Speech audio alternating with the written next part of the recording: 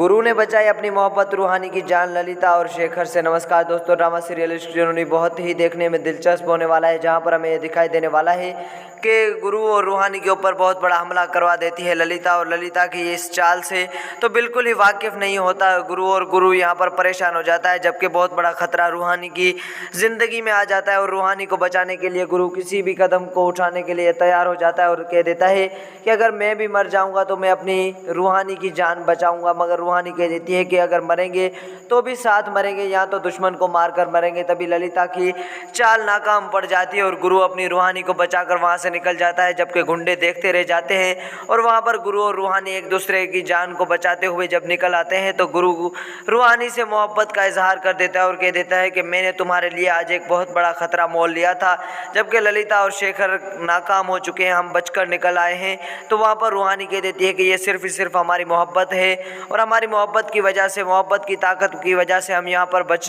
के निकले हैं।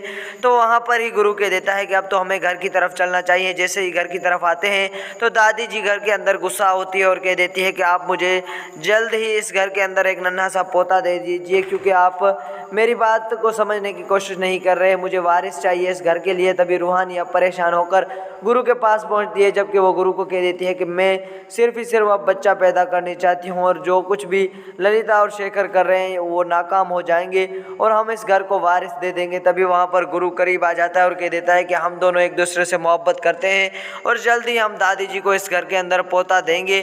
तभी वहाँ पर गुरु और रूहानी एक दूसरे के जब करीब होते हैं तो ललिता आकर देख लेती है, जबकि ललिता इस बात से परेशान होती है कि मेरे गुंडों ने ऐसा क्यों किया कि इन दोनों को जिंदा जाने दिया। मगर वहाँ पर ही गुरु और रूहानी जो दूसरी जानिब एक दूसरे से मोहब्बत भरी बातें कर रहे होते हैं, वो यही सोच रहे होते हैं कि कैसे हमने दुश्मन को मात दे दी और वहाँ से बच के निकले। तो फ्रेंड्स, ये थी हमारी आज की अपडेट। अगर अभी तक आपने मेरा चैनल सब्सक्राइब नहीं किया तो प्लीज़ सब्सक्राइब कर लीजिए।